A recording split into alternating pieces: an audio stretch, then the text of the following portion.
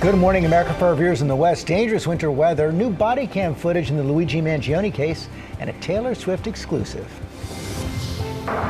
Winter weather warnings. The fast-moving storm bringing dangerous conditions to the Northeast. Overnight, heavy snow blanketed roads, a pickup truck spinning out, a school bus struggling on a hill. In the Northwest, rivers flooding, Ginger tracking it all, including the next Arctic blast on the way. Overnight, President Trump trying to focus on the #1 issue for voters, the cost of living, what he said at the rally in Pennsylvania. Deadly campus shooting. They got an active shooter. A gunman opening fire at Kentucky State University, sending the campus into lockdown during finals. This morning, authorities identifying the suspect. Newly released body cam footage showing the moment Luigi Mangione was confronted by police. Plane crash on I-95. Oh my goodness. Crashing on top of a car while making an emergency landing during rush hour. A plane just crashed onto a highway. Drivers running over to help. We hear from an eyewitness. International manhunt for the former Olympian turned alleged drug kingpin. This morning, the new images released. ABC News exclusive on the case that rocked an Oklahoma town.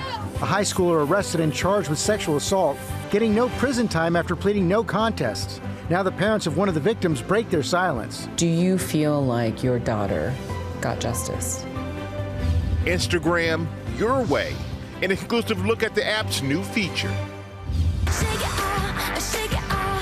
Grandpa back on the gridiron. Oh my God.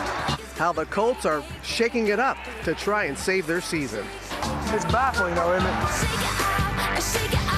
And take it away, Taylor. I love having a good secret. Oh, she sure does. And we have an exclusive new look at the Superstars docuseries. Hey guys, it's Taylor. I'm so excited to tell you that you'll get a sneak peek exclusive look into episodes 1 and 2 of my docuseries, The End of an Era, only on Good Morning America. Taylor can't stop, won't stop, helping us shake it off into Wednesday. Live from ABC News headquarters in New York City, it's Wednesday. Good Morning America. Ooh, you're shaking it off over there, Michael Strahan. I'm trying. All right. You got a little more than a sneak peek. Yes, I did. And we're going to share more coming up. But we also can't wait to hear more about that possible NFL comeback and Taylor Swift with something special just for GMA. That is all coming up. We also have the details on Australia's social media ban for kids under 16, creating a lot of headlines around the world, and startling new details about the Louvre heist and the security lapse surrounding it. But we're going to be giving the latest blast of winter, snow, and brutal cold on the move right now from the Midwest to the Northeast. And Ginger always has that for us. Good morning, Ginger. You know, this one is moving quick. The winds were howling, like racing at 79 to 90 miles per hour in parts of Wyoming and Colorado. But now the storm has already made its way into and wrapping up in Wisconsin and Illinois later today. Michigan over to Erie. I just checked. They've got some light mist and light snow over to Syracuse. This is going to make roads a wreck, even though it's quick. Overnight, a winter storm howling across the northern plains and Great Lakes. In the Twin Cities, roads were sloppy after 3 to 5 inches of snow blanketed the area. This pickup truck spinning as it pulls that car back on the road. Numerous school closures across Minnesota. This school bus struggling to get up the hill. In Detroit, drivers navigating sleet and rain. In eastern North Dakota, more than 7 inches of snow left roads a mess. Body camera capturing a sheriff deputy responding to a wreck in Gladstone. From the left side of the screen, you can see a car skidding off the highway towards oncoming traffic. That deputy booking it back to their cruiser. Snowshoe, West Virginia has a blizzard warning because the winds and the snow there. The high elevation will help you get the frozen precipitation. But if you're along the coast from Philadelphia to New York over to Boston, it's going to remain rain. And again, it's quick moving, so it's just going to drop at best 3 to 6 inches. Some of the higher plateaus or elevations into the Green and White Mountains could have more than a half foot.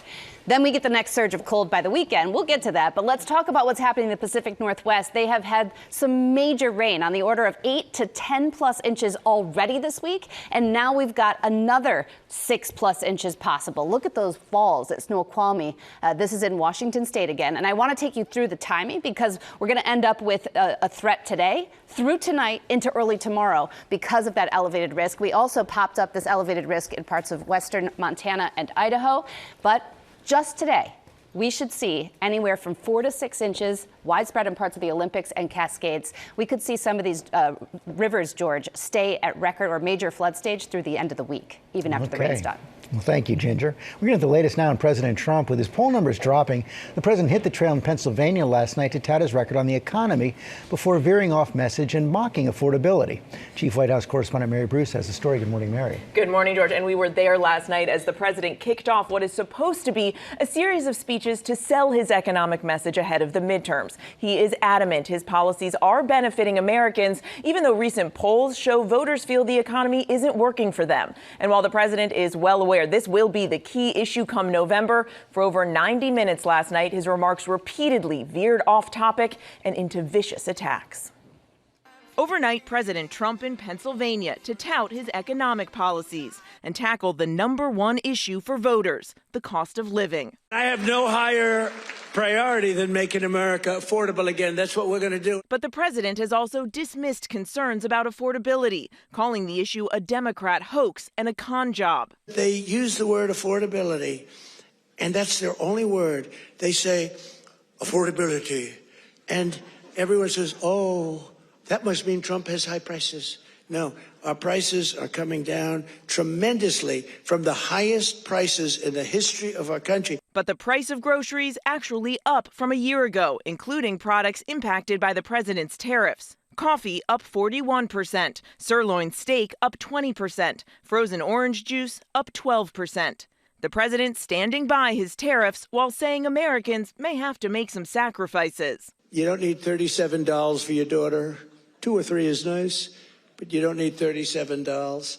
So we're doing things right. We're running this country right. But most polls show voters don't agree. A new Reuters Ipsos poll shows 56% of Americans disapprove of how the president is handling the cost of living. Only 31% approve. The speech last night intended to be laser-focused on the economy ahead of the midterms, but Trump repeatedly going off topic. I haven't read practically anything off the stupid teleprompter. The president launching into vicious attacks against Somali immigrants, calling them lazy and garbage, and continuing to go after Democratic Representative Ilhan Omar of Minnesota, who is a naturalized U.S. citizen. The president rousing the crowd with demands she leave the country.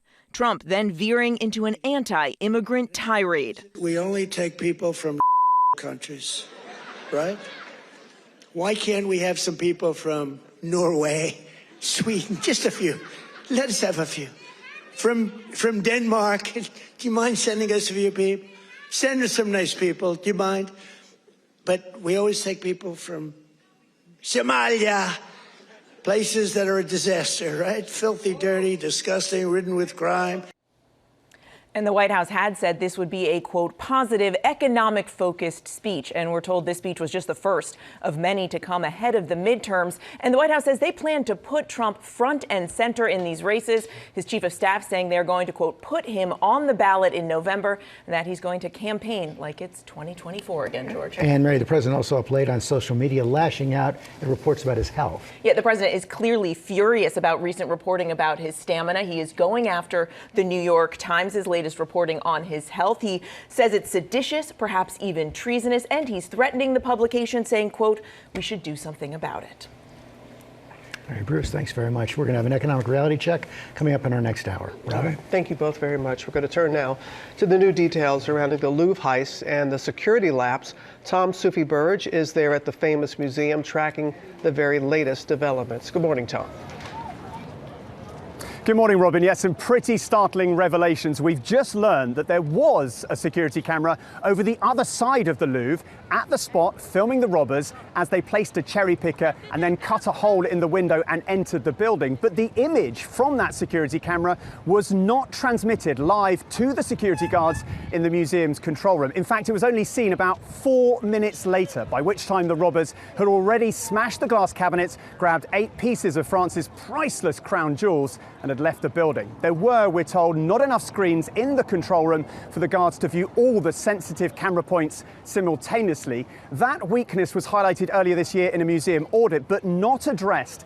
And check this, there were 5 audits of the Louvre over the last decade. This morning's review by a government watchdog said if police and private security guards had have been alerted just 30 seconds earlier, then they could have stopped the robbers escaping. Guys, police officers rushing here on that morning in October initially arrived at this side of the Louvre because they weren't told that the daylight heist was happening over the other side of the museum. The jewels, of course, have not yet been recovered, George. Boy, those lapses are stunning. Okay, Tom, thanks very much.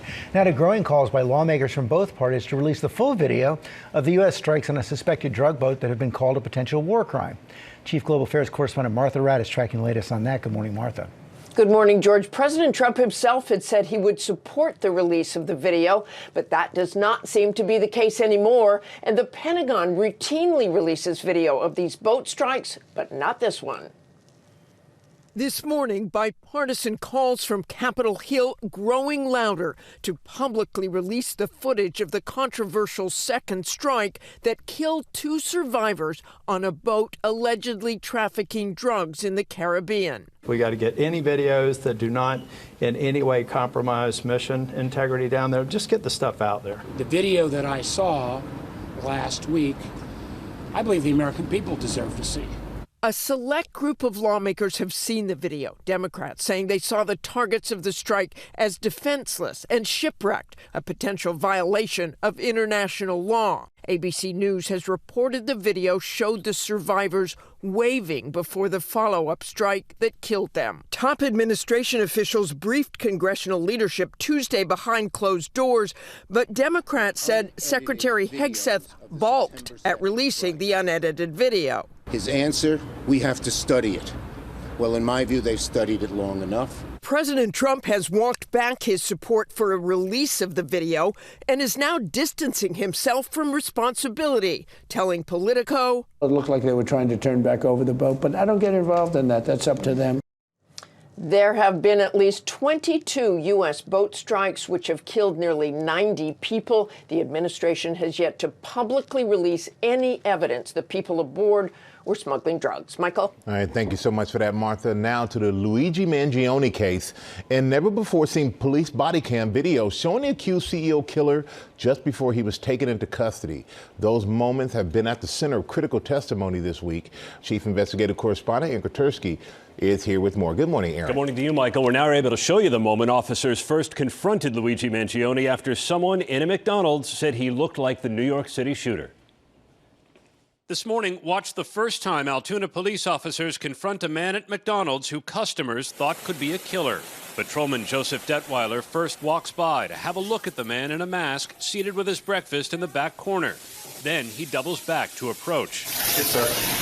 How you doing? Put your mask down for me? Yeah, sure. At that moment, when Mangione lowered his mask, Detweiler testified, "I knew it was him immediately." What's your name? Mark. What is it? Mark. Mark? Yes, sir. Mark what? Rosario. Rosario? Someone called. They thought you were suspicious. Oh, I'm sorry. Mangione allegedly hands over a fake New Jersey ID for a Mark Rosario. I thought she looked like someone.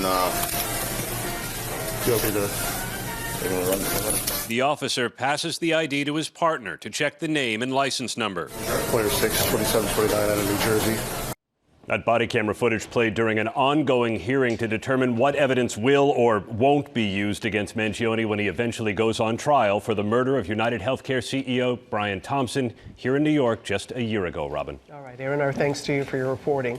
Now to one country moving to protect children from the potential harms of social media, banning it beginning today for anyone under the age of 16. Lara is here with more. Good morning. I am. Good morning to you, Robin. So Australia taking the lead on protecting their kids with study after study showing how social media can be harmful to the mental health of children. The Aussie government has enacted a first-of-its-kind ban on social media use for anyone under the age of 16.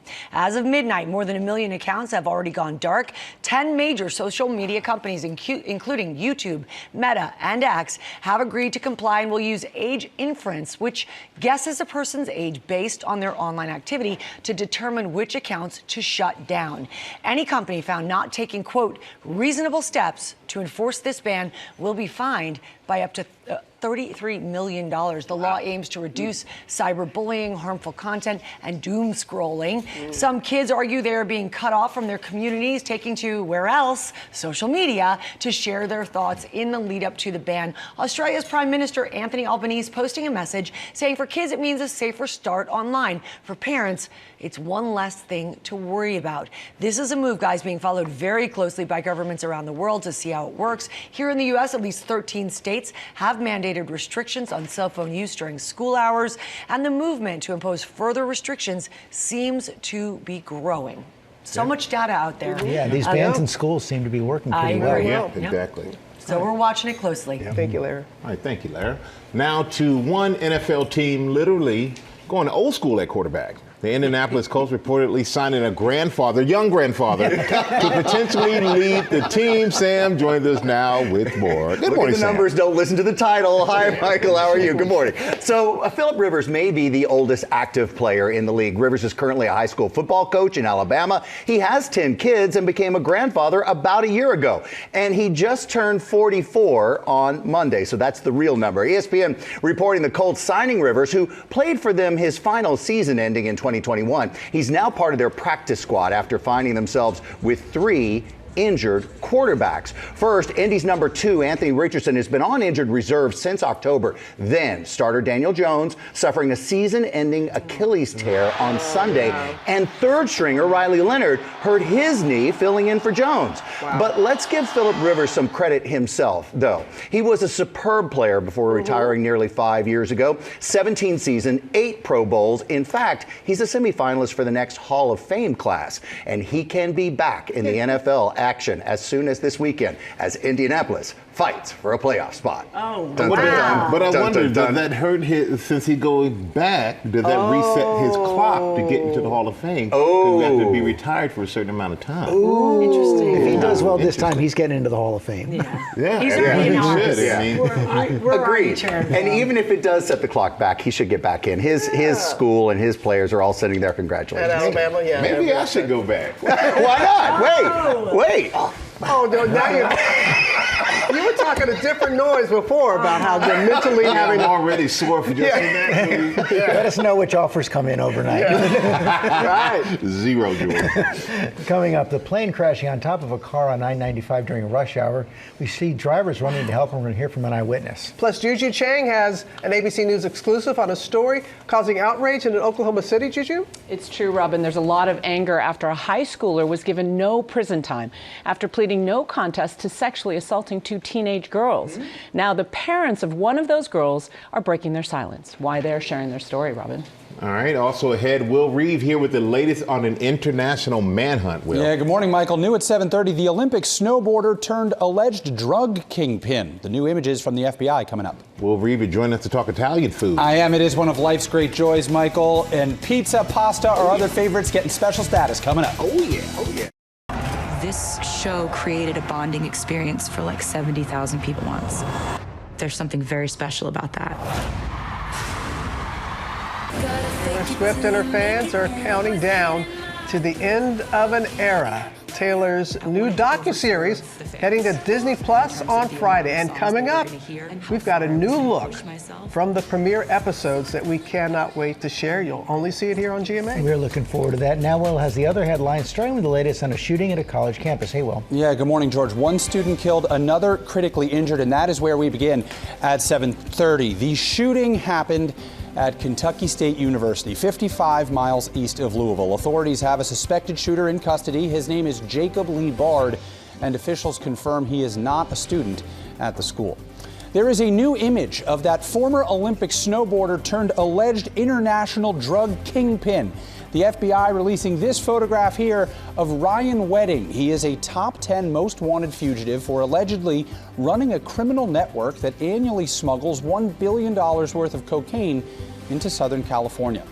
And Miami hasn't had a Democratic mayor in nearly 30 years and has never had a woman.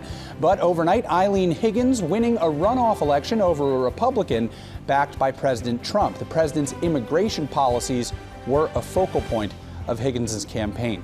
And a few weeks back at 7:30, we told you about Parmigiano Reggiano cheese going Hollywood. This morning, all of Italian food is going global. The UN set to officially add Italian cuisine to the UNESCO Cultural Heritage List. The salute to pizza, pasta, and other foods celebrates Italy's cooking as a social ritual that strengthens community ties. True. Champions of the designation say it could boost tourism. I don't know how you could possibly boost tourism more to Italy, but hey, they have great food. It boosts like community ties. Yeah. You didn't bring us anything? I did not, but I can run out. I don't have anything else to do. I could run out and get you something. Pepperoni. I was going to say pepperoni. There we go. Perfect. Look at that. Community ties bonding. All right. Well, we support that. How about that, All Will? right. Thank you so much. We're going to turn now to an emergency landing caught on camera. A small plane going down on the Florida highway and crashing into a car. This morning, we're going to hear from one of the eyewitnesses who captured the video. And Sam, you're back with the story. Yeah, Michael, so this is some terror in the sky and on the ground, all caught on camera, but I want you to imagine this happening as you see it during rush hour. Oh my goodness.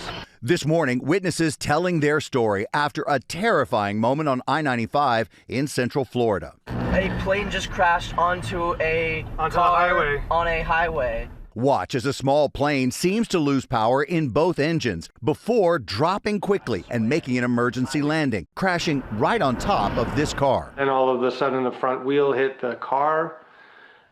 Just came crashing down, sparks flying, debris everywhere. The plane skidding to a stop after slamming into the median, the tail blocking traffic coming the other way. The driver, a 57-year-old woman, emerging from her crushed Toyota Camry. I don't know.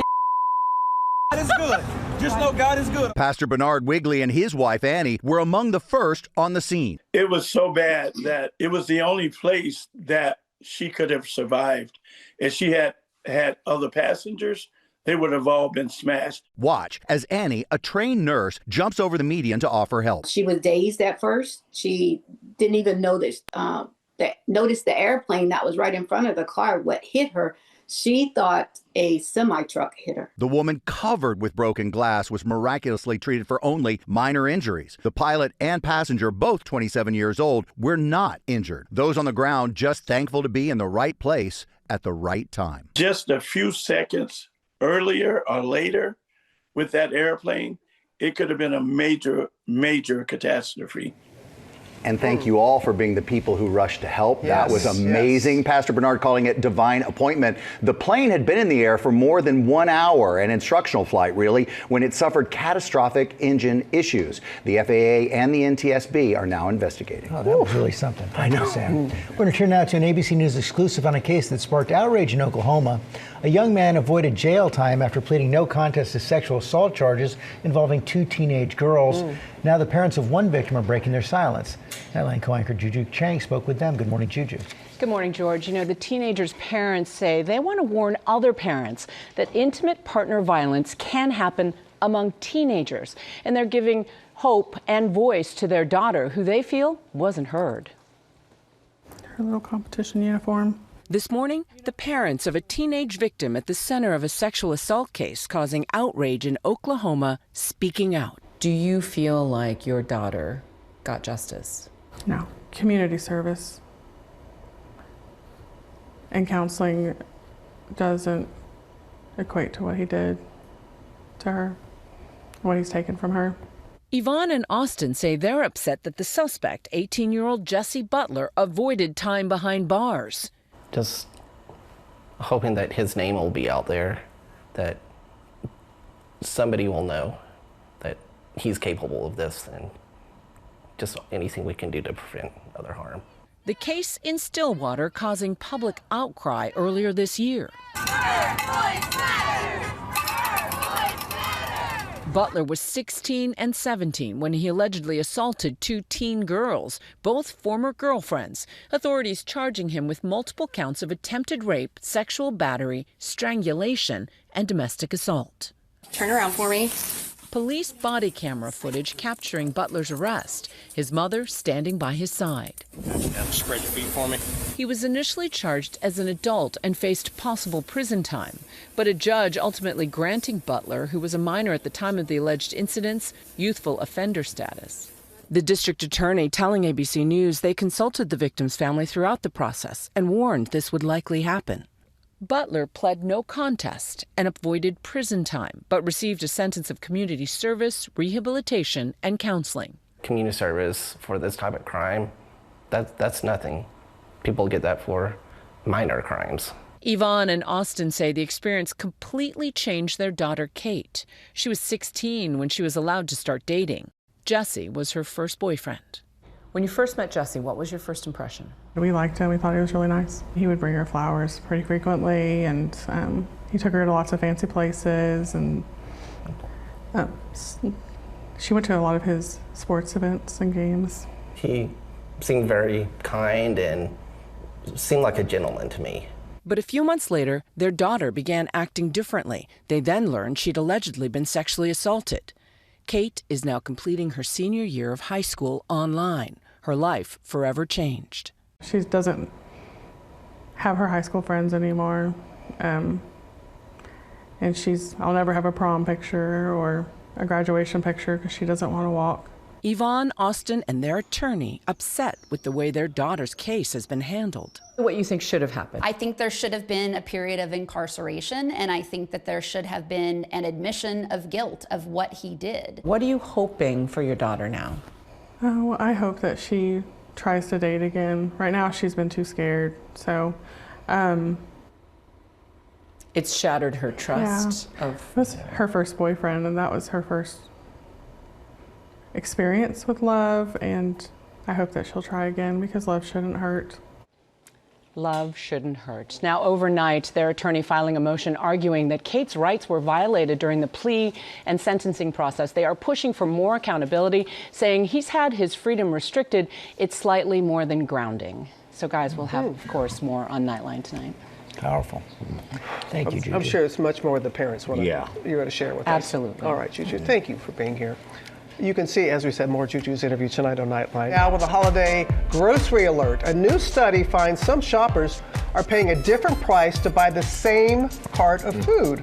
Elizabeth Schulze is here with the answer to the question, how's that happening? Good morning, Elizabeth. Good morning, Robin. This is pretty stunning new research that could help explain why your grocery bill is so high. It shows that someone buying the exact same food as you, same time, same store, might be paying a different price as new technology changes how retailers are setting prices. So as part of this small case study from Groundwork Collaborative and Consumer Reports, nearly 200 shoppers, 4 U.S. cities, they all went on the app Instacart. They shopped for the exact same basket of foods at the same time. What they found, at one store in Seattle, a box of crackers was $3.99 for some shoppers. For others, it was $4.89. That's 23% more expensive. In Washington, D.C., a dozen eggs, $3.99 for some shoppers, $4.79 for others. And in Ohio, peanut butter, $2.99 for some. Others, it was $3.59. In total, 3/4 of all of the grocery items were offered at different prices. So I spoke with one of the researchers who said what's happening here is that Instacart is basically using AI to make those price changes in real time. It's trying to test how much it can raise prices before customers take something out of their cart or go to a different store altogether. So how is Instacart responding to all of this? Right. So Instacart does acknowledge that these price tests are happening. In a statement, a spokesperson told us that these limited, short-term, and randomized tests help retail partners learn what matters most to consumers, how to keep essential items affordable. They say the prices aren't adjusting in real time to supply and demand or based on customers' personal data like your income or your shopping history. And this could cost some shoppers, I mean, this is some real money here. This is, and we already know groceries are unaffordable. This study finds these price changes could ultimately cost the typical family of 4 an extra $1,200 per year on groceries. And they say this is where it gets really crazy. This could start to expand in store with grocers adopting digital price tags that adjust in real time. So the price that you pay when you pick a food off of the shelf, by the time you go check out, it could be a totally different price. It's almost certain to happen. It is. And this is where we're seeing this idea where prices can change because we're in a digital era. It's this idea that the price is set is no longer kind of the world we're living in. Wow. I know we're all like, good. It doesn't seem fair. All right, it doesn't. You got to stay But on you top of gotta it. eat. The future's here. That's it. You got to. All right. Hey, Elizabeth. Thank you so much. Now with our play of the day, and are you ready for it? Yes, Rob. Taylor Swift, take it away. We got a new look. A very big exclusive here. The holidays just around the corner, and Taylor Swift is the gift that keeps on giving. As Swifties around the world begin the countdown, and we are just about 48 hours, or well under 48 hours, I think, if I'm doing the math right, to Taylor's End of an Era docuseries. Well, we can now share your first look at an exclusive new teaser from the series premiere. Check this out. On the series premiere of The End of an Era. We have done something that no one has ever done. Executing a tour of this size, it's mind-boggling. How do we do this? Oh my God. This is the biggest challenge any of us have ever done. We had to be all hands on deck to put in a brand new era into the show. This feels like my Super Bowl. Bringing out special guests is something that I really enjoy. Every single night, we're going to do everything in our power to blow your mind. Okay, so the first 2 episodes of The End of an Era 6-part docuseries begin streaming Friday on Disney Plus, with 2 episodes dropping every week. And guys, Taylor Swift, The Eras Tour, the final show, that begins streaming on Disney Plus also on Friday. Plus, if that wasn't enough, on Friday night, ABC is airing a special preview event featuring episode 1 of the docuseries, along with an hour of that concert. It starts at 8 p.m. Eastern. 'Tis the season to be a Swiftie, everybody. So looking forward to it. That's a big gift. Indeed. All right. Think about that, and we'll be right back. Yeah. That was awesome.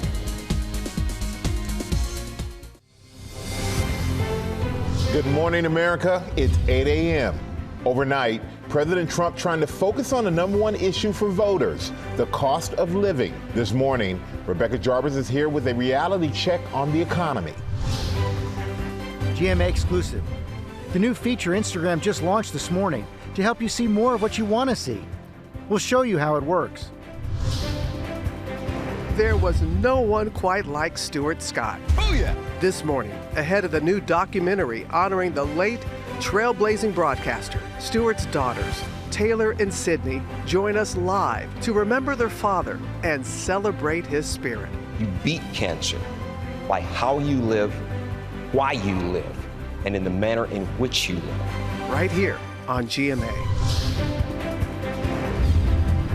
Welcome, Lily Collins. The Emily in Paris star is here live, talking about the love, the fashion, the drama of the new season.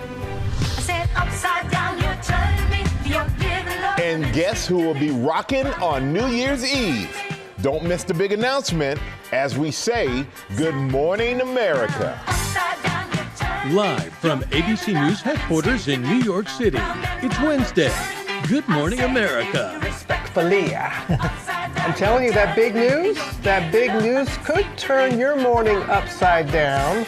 We're also going to be hearing from Ryan Seacrest just ahead, something close to his heart. He's got so much going on. Also, Tori Johnson's going to be here. He's got some great deals and deals with gifts that the whole family can enjoy. Up to 80% off. And also here we have the new alert about energy drinks. First look at the top stories breaking today. We start with President Trump on the trail in Pennsylvania last night to tout his record on the economy before veering off message and mocking affordability. Right now, we do want to bring in our chief economics correspondent, Rebecca Jarvis. She's got a reality check on that issue of affordability. Hey, yeah, Rebecca. Good morning, George. And this is a difficult economy for the president to tout and celebrate. While stocks are up 16.5% this year, only about 62% of the country actually owns stocks, and affordability continues to be the biggest issue. Prices in many areas keep climbing faster than they should. You feel this at the grocery store. Food prices up 2.7% from a year ago. The cost of housing is up 3.9%. Rent is up 3.4%. Health insurance is up 4.2%. And household energy is up 6.2%. Even with gasoline below $3 a gallon nationwide, American families are feeling that strain, spending $208 more a month on the same goods and services as they were a year ago, and more than $1,000 more a month than they did at the start of 2021. It keeps adding up. And then there's the jobs picture. Hiring is showing signs of flattening out. We've seen recent layoffs at a number of major companies, and concerns about artificial intelligence replacing jobs is also in the background. The Federal Reserve is taking all of this into account. It is set to meet for the last time this year today, and investors are forecasting another rate cut, the third time this year. Anytime the Fed cuts rates, it can lower the cost of borrowing, meaning less expensive credit cards, mortgage rates can go lower, car financing can become cheaper. So that is the silver lining here, Michael. So the cost of living is up, though. We feel it. Yep. The bottom line, yes, we definitely do. Thank you, Rebecca. We're going to go now to a GMA health alert about energy drinks after a new report. Our chief medical correspondent, Dr. Tara Narula, is here with all of this. And Doc, break this study down for us. Michael, this was a case report of a 50-year-old male who was fit and healthy, who basically went to a hospital with left-sided numbness, weakness, and unsteadiness. His blood pressure was over 200, over 150 for the bottom number. They scanned his brain and found out he had a right-sided stroke and actually saw that the vessels in his brain were spasming or narrowing. He continued to have high blood pressure for the following several months and was on 5 blood pressure medicines when doctors asked him about his lifestyle. And he reported that he had been drinking basically 8 glasses or 8 servings of energy drinks a day. Each of these servings had about 160 milligrams of caffeine. So overall, it was about 1 to 1.5 grams of caffeine per day. Now, this is a case report, but it is a really good reminder because there have been other case reports and studies that show that these energy drinks, really it is the caffeine in them and additives that can cause serious problems if they are used in excess. And by that, I mean things like high blood pressure, arrhythmias, seizures, anxiety, dehydration, kidney, liver failure, sudden cardiac arrest, and even death. So it's a good report for doctors to pay attention, to ask patients about it, and for people to know that this can happen. In fact, this gentleman in this case said that 8 years later, he still has left-sided numbness in his arms and feet, and he had no idea that this could be a potential risk. And I'm pretty sure he wasn't sleeping much either, which contributes. I'm not trying to be funny, but yeah, I'm pretty sure that contributes to all of this. So when it comes to caffeine consumption, what do you recommend for safety? Well, 90% of adults in the world use caffeine, and caffeine is generally recognized as safe. Most people believe that if you use less than 400 milligrams a day, that is a healthy or safe amount for adults. There's no real data on what a healthy amount is for children. The problem is with these energy drinks, they can vary anywhere from 50 to 500 milligrams per serving. So you really don't know what you're getting. And unlike, for example, over-the-counter medications that have caffeine in them, which have a warning label and also the dosage, there's nothing like that on these energy drinks. Most of the serious case reports have happened in people who have consumed 480 milligrams or over per day. There are about 1,000 calls to poison centers in this country every year with caffeine excess use. So you have to check the label. You do, and you just have to be cautious. I mean, a lot of these come in energy shots where you may be even getting more than drinks. So and don't add alcohol. So many people add alcohol to the energy drinks. And I think another thing is young people. This is marketed very aggressively to young men in particular. So yes, good warning. Wow, thank you. And Rami, you're taking part in a nationwide breast health campaign? Yeah, since we're talking about health here, I am very proud to be part of USA Today's special breast health campaign. It's found inside this morning's issue, and this really takes a look at the whole picture of cancer detection and treatment. I talk about the significant role mental health plays in diagnosis and treatment, along with care for the caregivers. This special health issue will also be available at doctors' offices. I don't know if it's going to be at your doctor's office. I hope so. Okay. I'm going to ask for it now. Also, breast cancer symposiums and Susan G. Komen walks around the country. So very, very happy to be partnering with USA Today on this. We're happy you're part of it. Yeah, thanks. All right, coming up in our GMA Morning Menu, a GMA exclusive. The new feature Instagram just launched and how it will affect what you see in the app. Also had Ryan Seacrest one-on-one on what he says is the most important thing he gets to do with his family. Oh, so Amanda Seyfried and Louis Pullman are here to tell us about their new musical drama. And Laren Sammer with a special guest. Oh my gosh, so special. Sam and I are losing it. It's Emily and Bears Week here on GMA, and we have Emily herself in the house. Oh, everyone. Lily Collins is here, and welcome to Le Petit Café. Yes, it's so great. We'll get all the juicy details on the next season. Is it? It's season 5, and it's coming so soon. All right. We'll talk about it coming up right here on GMA.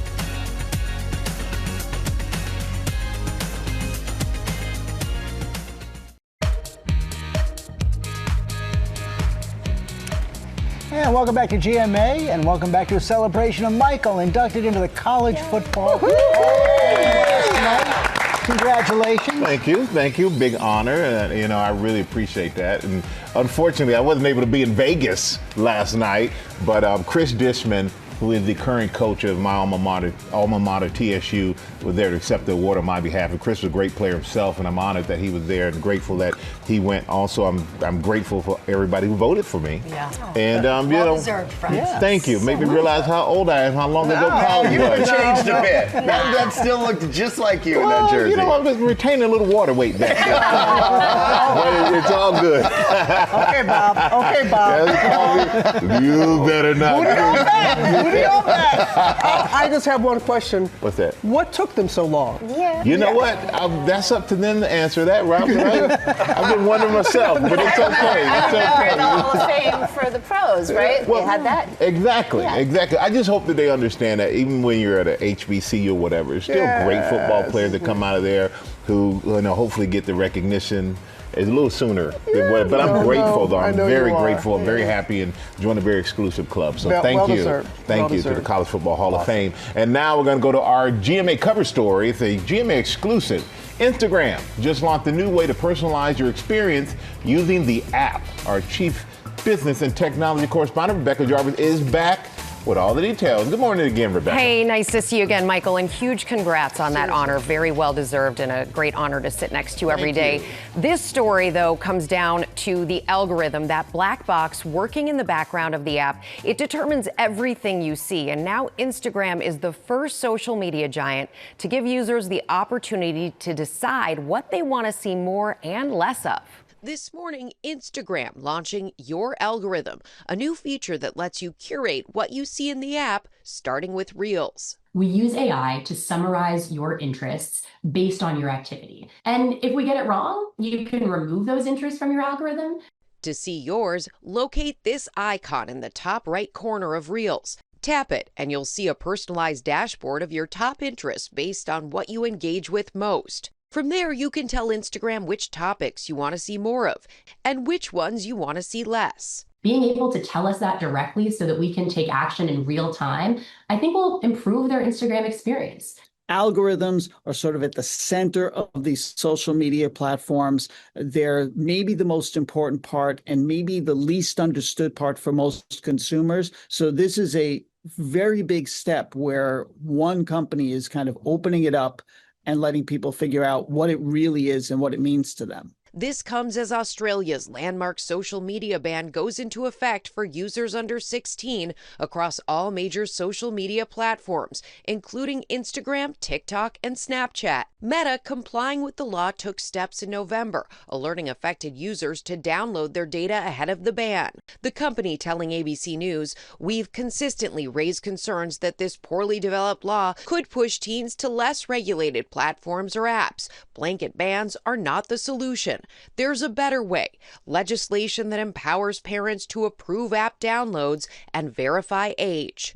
But Australia's move certainly puts social media giants on notice. Robin, they're really having to think now hard about how they are going to protect users, in particular those younger, most fragile users. Robin. That's so important. So important. Rebecca, thank you.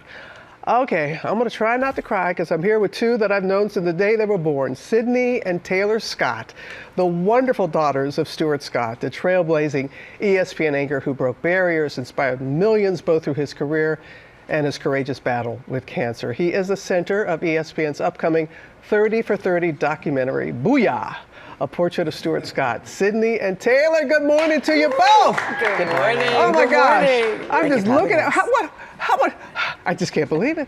I remember the day both of you were born. And I'm going to get to the documentary. But first, all right, I want each of you to say what it is that you want people to know about your wonderful father. What I want people to know about my father is that he really implemented in me the importance of paying it forward. He was so invested in the V Foundation even before he was diagnosed. And that meant that by the time, it came time for him to deal with the cancer journey, he felt that he had a network of support and that he could influence people in terms of creating hope for the future. Yeah, and Taylor? What it is really is that I remember him talking to me about his recognition that not everyone had the same care that he had during his journey. And so what I want people to take away from this is the legacy that he created that transcended sports and went into our health and our families and our, you know, our country. That is something that was so important to him. I know, and it's important to both of you right now in this place in your life, and I'm gonna talk a bit about that. But let's get to the documentary, because I watched it this weekend. Oh my gosh, your daddy loved to take home videos. I mean, I'm grateful. He was not shy. Yes, he did. At all. What are people are going to see a side of your father that they haven't seen before? I want to know, when you first saw the film, the documentary, what were your thoughts? I thought it was really special because what Andre Gaines, the director, was able to do is to give a much more intimate portrait of my dad than I think has been seen before. You know, he wrote himself, but there is a self-authorship in getting this behind-the-scenes footage that I don't think, you know, the public has been able to really take a look at before.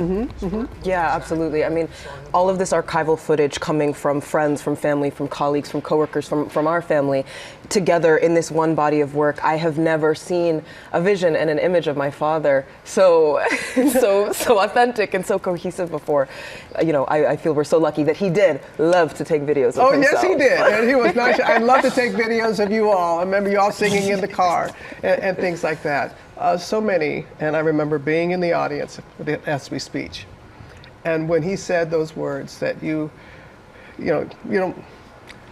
beat cancer by how you live, why you live, and the manner in which you live. I'm going to start with you first, Taylor, this time. I know that you were there that night. You wanted to be there, and it's talked about. What is a lasting lesson from your father that stays with you? You know, growing up, I thought that when you become an adult, you do your favorite thing in the world and you make a bunch of money doing it, and that's what everyone's experience was, because I watched him do what he was passionate about, and I thought that's what everyone's job could be like. And so the lesson that I take from that is he had an imagination greater than what he could see in front of him for what his life could be. And he had a conviction beneath that drove him towards that. And I think that the lesson of what you can imagine beyond what we have right now, that applies to sports journalism, it applies to cancer research, it applies to our health, it applies to our world. And, you know, so I feel very blessed to have gotten that lesson so directly from him. And what's your lasting lesson from your dad? I think it's interesting that a lot of people think of him as cool as a figure, because I think that the thing that made him cool was that he was so passionate about learning and information and wanting to know more. And his love for community and sports, that made other people get excited too. And that's amazing to see. Yeah, and what was amazing, your photographs at the end of the documentary. Why was it important for you to take these photos of your father? My father really supported me. He and his father gave me the old AE1 camera, and I got to take a photography class. The professor told us to shoot where we were, and at that time I was really just going to the hospital to visit my father and in the library. And so what was created was this inside look at a very difficult time. But looking back, I'm so grateful that I got the opportunity to do it. And my father was so encouraging. He was like, of course you can take these photos of me. It was some really special time. It's so powerful. It's so powerful. Tell folks, Sydney, tell folks what your master's. My goodness, prepare yourself, it's a long name. Okay. I just graduated from the University of Oxford with my master's in evidence-based social intervention and policy evaluation. Oh my goodness. Oh my God. And what do you plan to do with that? I am going into public health, coming from the experience that I had with my father and having cultivated this relationship with the V Foundation over the past 10 years. I am so passionate about cancer research and so passionate about accessibility when it comes to health and healthcare. And so I have paired, this long-standing passion, this long-standing relationship, this incredible organization, and I've gone and I've studied it, and it is calling me. It is calling you. Well, I have to say that you brought so much joy to your father. I hope that you know that, and how incredibly proud he was of you and is of you and all that you continue to do. So thank you both. Please give my love to your mother. And I know you have a big night tonight.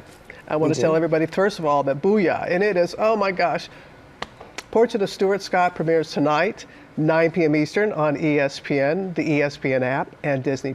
And tonight is the 5th annual Boo-Yah event with the V Foundation, where the inaugural Stuart Scott Impact Award will honor Pro Football Hall of Famer Randy Moss. And we're going to have much more on that on GMA tomorrow. Rich Eisen is going to join us tomorrow. Your daddy and Rich, they were, oh my gosh, 2 peas in a pod, right? He'll be with us tomorrow. Yeah. Thank you both. Love y'all. Thank you so much. All right, time for Deals and Steals, and this is a last-minute scramble, literally, for gifts. Right, we've got it. Let's just get to it. Tori's here. All right, Feather Snap. This is one of the easiest ways to enjoy the beauty of birds anywhere right from your phone, because these are Wi-Fi enabled devices with a solar roof, so it will send the pictures of what's happening at these feeders right to your phone. Images. So we've got the hummingbird feeders with 3 nectar ports. Perfect. We've got the double seed feeders. If they love birds, you'll love this. Plus, it's 50% off and free shipping. This is a great gift. Great gift. All right, Maiden Form. This is the gift for yourself of comfort and support. So that's really all I need to tell you.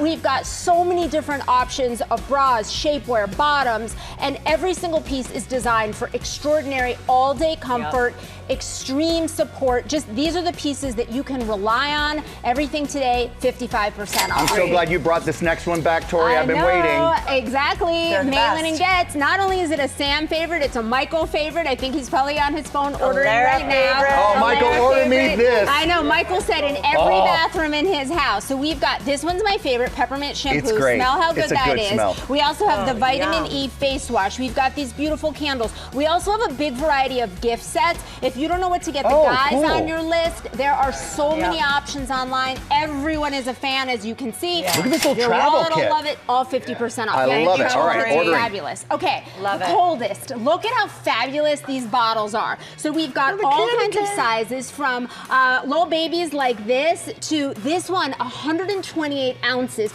This is great. We were talking about, you put hot chocolate in this and you bring it to the games and everybody gets their hot chocolate. That's amazing. The patterns are beautiful for hot or cold. And then we've got a big variety of lids that come with them. So coffee, sip, and chug. sip lid. Yeah, they you got it all. covered. Everything slashed in half. They start at $15. All right, something smells good. All right, Wild Grain. This is a delightful way to have baked from frozen. So it arrives to you frozen, you put it into the oven, and your then whole home smells like you've been baking all day. The package they have is croissant loaf, rosemary, garlic, sourdough, 3-cheese sourdough, ginger molasses, snickerdoodle. We got it all. Look at the croissant 50% loaf. off and free shipping. I know. Yeah. And then finally, get it right. These are the best These are great. silicone tools. Great. Those lid covers are great instead of saran wrap. We also have really great silicone mats here instead of foil. All of the tools. This is just one of those gifts that they will use every day. Think of you all year long, all slashed in half. Wow, Tori, thank you so much. And we want to thank the companies for these deals. Just scan the QR code. It's right there. Coming up, Emily in Paris is here. And by that, I mean Lily Collins is in the house. So we're going to talk with Emily. Emily, we'll be right back. Welcome back to GMA, live from New York City. Welcome back, and we're excited. It's Emily in Paris week on GMA, and this morning we have the star, Emily herself, actress Lily Collins, joining us now. Yes, to talk about the upcoming season 5 premiere. Lily, thank you for being here with us. Thank you for having me. You know, we had Philippine here, we had Darren Star here, and we've been like, what's going on with Emily? They won't give up anything, so you're here. Tell us what's going to happen. And you think I'm going to be the one to spill the secret? You spill the secret. What's going on? I'm the one with the most to lose. What's going on this season? I heard there's a rift with Mindy. There is. Oh my God. There was. When we first read this in the script, Ashley and I were like, are we going to have to like fight? And honestly, I love no one more than Ashley Park. And this season, there's some drama in the friendship. There's drama always in Emily in Paris. But, you know, we left her last year in Rome. She'd followed her heart. This year, she sets up shop and is running the office. That is until Minnie Driver comes in and, like, shakes things up a little. But, you know, I get to go home to Paris as well. well, and then a lot of other things in between. And you get to go home to a baby. I do. Congratulations. Thank you very And when you much. started shooting this season, your daughter was like she was three about three and a half months. So yeah. how does being a mom change your approach to shooting? I mean, schedule. Yeah. You have a different purpose, you know, and it's really tough. It's really hard. I have a greater purpose now, and I miss her so much. She visited set. But I'm still figuring it out in real time. You know, it's a struggle, and I'm just so grateful to be able to do both. And I like how you said you took your hands off of perfectionism. I did. You cannot focus on perfectionism when you're focused on all of these other hats that you're wearing, and you're really just trying to figure it out. You know, and I said to everyone this year, I'm really good with memorization. I'm really good with knowing my lines. But I said, you guys, this year, give me some grace. I have not slept. I'm very tired, and I may not be on my game. And you know what? Who was in the blooper reel more this year? Me. Who had more fun this year? Me, because I let go of the perfectionism, and I was so grateful. Oh, that's such a gift. Yeah, That's fantastic. Thank you. We've been huge fans since minute one, season one. We've seen you evolve so much emotionally, but also your hair. And I was doing a deep dive in my research. And is it true that your hair actually is a big factor in choosing your wardrobe? Yeah, you know, it's funny. The hair always comes first, meaning like whenever I need a change, I cut my hair.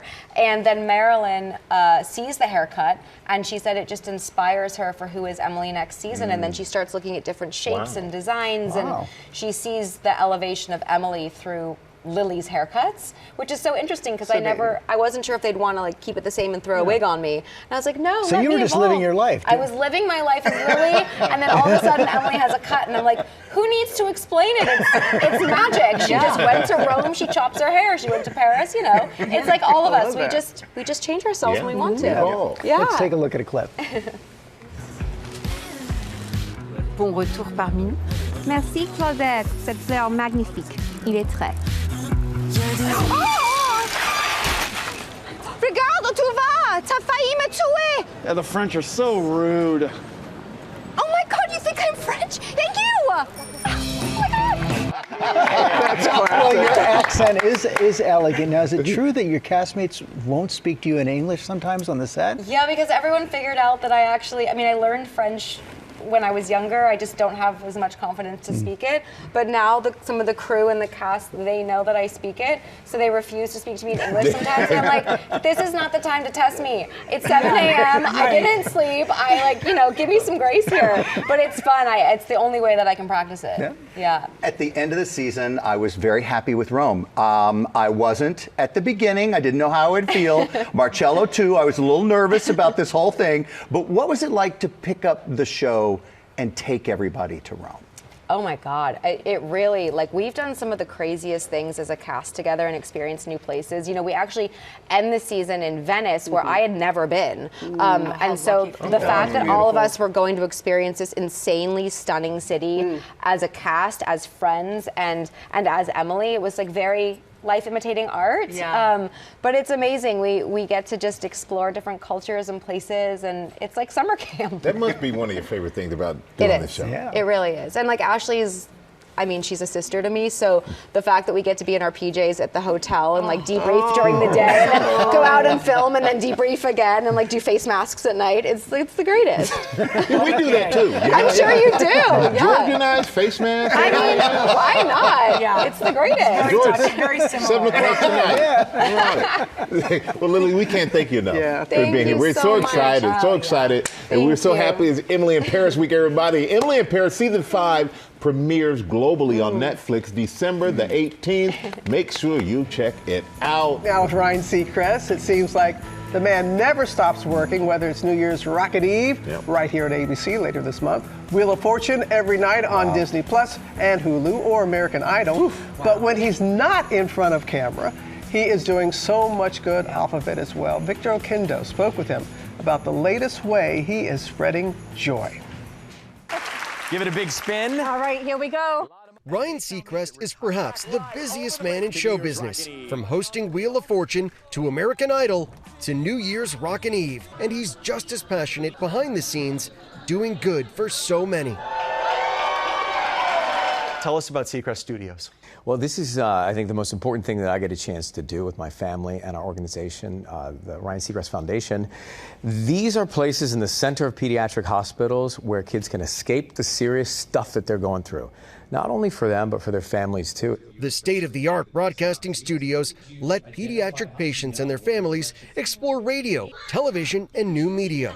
Ryan and his sister Meredith, CEO of the Ryan Seacrest Foundation, gave us a first look at the studio in Nicholas Children's Hospital in Miami before they opened to the public. What is it like seeing it all done now? It's a shiny new toy. The studio at Nicholas Children's, the 14th Seacrest studio in the country. We're in Miami. This is the first bilingual Seacrest studio. Yes. How important is that? I mean, it's incredibly important that we'll create the programming here and be able to share it with all the Seacrest studios across the country. And they're going to be the leader in creating this program for us. On Tuesday, Seacrest going live for the first broadcast. Why is this so important to you? When you're here, it takes a toll on everybody, families and patients. And so I just wanted to try and find something that would be a spark of joy, that would change the fear and maybe sadness into hope and enthusiasm and happiness, and that's why we do it. For Good Morning America, Victor Oquendo, ABC News, Miami. And of course, Ryan is also counting down to Dick Clark's New Year's Rockin' Eve. We're 21 days away from seeing performances of a lifetime to close out 2025. Right now, I am happy to reveal that Diana Ross herself will be headlining the celebration. Yes, right there in Times Square. You can watch it all, hosted by Ryan Seacrest and Rita Ora, Wednesday, December 31st at 8/7 Central on ABC, and streaming the next day in case you miss it on Hulu and Hulu on Disney Plus. That is a big That is a big Upside down, you're turning me with that news. Yes. You know what? It's going to be a good one. I am here now with the stars of The Testament of Ann Lee, a historical musical about the founding leader of the Shaker movement. Amanda Seyfried and Louis Pullman are here. Welcome to GMA. Great to see you guys. Thank you. The movie is so powerful, and I have to say it's unlike anything I've really ever seen before. Now, not a lot of people know the story of the Shakers, so why don't you just tell us a little bit about the movie? Oh, God. It's kind of a miracle that this movie was even made. It's a musical about the leader of the Shaker movement, Ann Lee, which was not discussed in American history books. At least I didn't learn anything about her until this movie. And she led this insane, utopian community from the 18th century until now. There's still some Shakers left. And oh God, it's a musical, but it's not. It's like a musical experience, It's a musical experience. There's nothing like this movie anywhere. You can't compare it to anything. Is that what drew you to it, the idea that it was just so unique? Yeah, I saw a little clip of this thing that Amanda and Mona had made in order to get the movie financed, and I had never seen anything like it. It was Amanda like screaming and doing these very animalistic, like beautiful, expressive kind of this modern dance in this barn, and I was like, they're gonna make a movie into this? How do I weasel my way into it? I was like, I want to play anybody in the background or something, and then I figured out that I had to sing in it, and I was like, oh, I can't do that. And then Mona was like, no, we want Amanda's gonna be the really good singer, and then everyone's kind of be filling it out with like these very pedestrian kind of voices. What makes it so good? It's not even. It's different than singing. It's like it's vocalizing from a different place in your body, which is what they did. It's how they worshipped. Well, that's what you bring to life. Like I said, I had read about the Shakers in the past, but you see their form of worship in such a real way. I get it. Like I felt like some of these dance sequences when we were shooting, I was euphoric at times because we were hot and we had been dancing for hours, and the Shakers like would dance for days on end, worshiping, and I feel like we understood a tiny fraction of what it felt like to be a Shaker, in the best way. Yeah. Let's give everybody a look.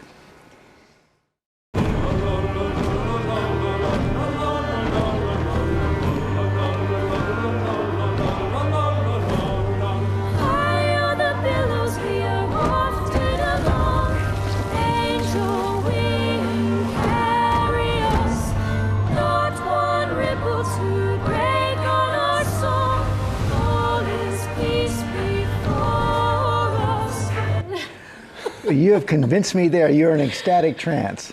In many seasons too, and that was a very specific sequence that wow, we worked really hard. Tirelessly on that one. It looked like you guys had an inside joke about that sequence. I think there's an inside joke to be found in the entire shoot. It was, yeah. But we needed levity. We did. For the depths that we had to go, of course. Right, yes. Yeah, we had to balance it out. Pineapple. Yeah. And Liz, of course, Amanda, we've all seen her sing before. This is your first time singing on screen? Yeah. How nervous were you? I was really nervous going in, but then once we got there, it was kind of this collective push forward where it was like, it's not like just one person, and it was led by Amanda and Mona, and so having that kind of was like a safety net. It was like we were all very nervous and scared, and so I think that I would have been more terrified if it was just me, but I think that, Amanda is such a good leader. There's so much about Ann Lee that is, when you watch it, it's very clear why nobody else except for Amanda could do this role. It is truly, truly, there is this kind of wildness, this kind of untamable beauty about the woman and what you read about her and what you hear about her, and Amanda has this kind of magic thing about her. When you talk to her, you feel like there's a secret that you're both getting told and that you'll never find out, and that's what kind of I think a lot of the followers were allured by with Ann Lee. It is absolutely hypnotic. So tell us the truth. Is you ready for Mamma Mia 3? Say yes, say yes, say yes, say yes. Yeah. Please. Yeah. Yes. Yeah. We cannot wait for that. Also cannot wait for others to see the testament of Ann Lee. Thank you for coming in. It's in Select Theaters Christmas Day. And coming up, the best beauty gifts for everyone on your list.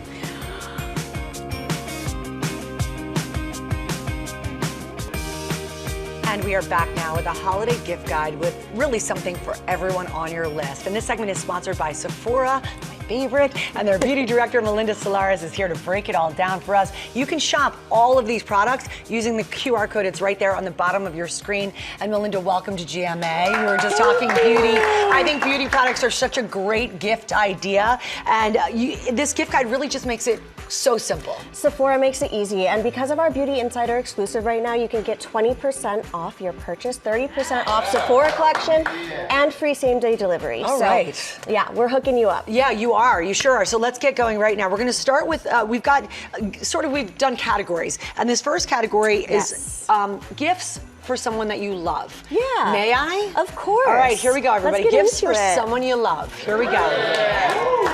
Talk to me, sister. So let's start out with this Sephora Favorites Cologne Sampler Set, because look, everyone has a man in their life that wants to send a link via email, and that's okay, it works, but this is more fun. They get to try all of the samples inside and then take the included certificate to redeem a full size of their choice. Oh, brilliant. So they get to choose their gift, but you get to be a little more thoughtful. Right, and it's hard to find a scent for, I feel like guys are particular. It's personal. This gives them the choice, but you've given a wonderful gift and so thoughtful. Exactly. And then talk to me about this. Love these. Yes, so this is the NARS Mini Multiple Soft Blur Blush Stick Set. Say that 3 times Yeah, fast. really.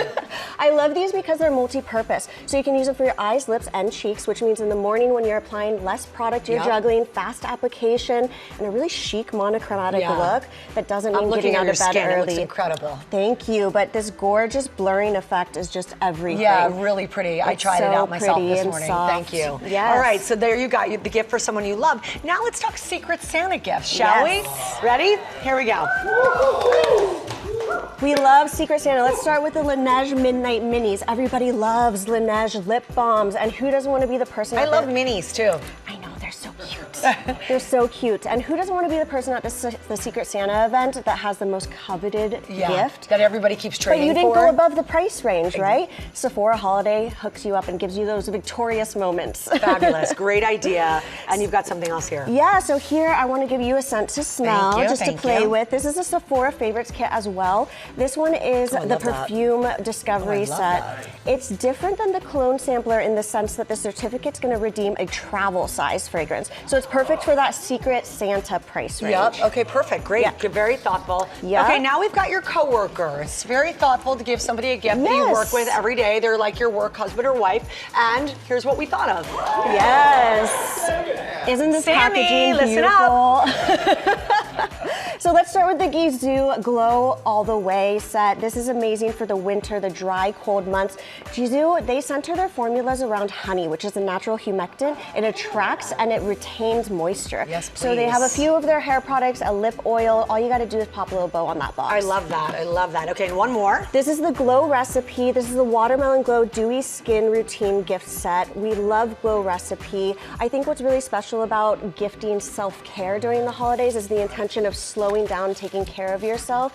4-step routine with a sheet mask for that spa-like vibe. That's very thoughtful. All right, and then finally, for someone that you really love, a gift for yourself, everybody. Here you go. You know, last but certainly not least, we're gonna treat ourselves. I love the Makeup by Mario. This is the Ethereal Eyes eyeshadow palette. It's limited edition, guys, so get it while you can. Yes, and then finally we have the Dermalogica. This is the Let It Glow set. This is all about a double cleanse. You're gonna start with the pre-cleanse, take everything off without stripping your natural oils and moisture, cleanse one time, your skin's gonna thank you. And it is a great gift for yourself, but these also do make really great gifts and stocking stuffers. I happen to be a huge fan of the Mario. These are in my well. personal and professional We makeup use kits. a ton of that here at Good Morning America with our glam squads. Thank Love you it. so much. Thank This has been you. amazing. I'm Thank so you for happy the to great be ideas. here. And you guys can shop all of these gifts and more using the QR code at the bottom of your screen or by going to goodmorningamerica.com. Happy birthday to a member of our fabulous crew staff! And what's so great is another crew member made his birthday cake. How do you feel, Sal? How do you feel? Oh, you got that microphone, man. I feel great.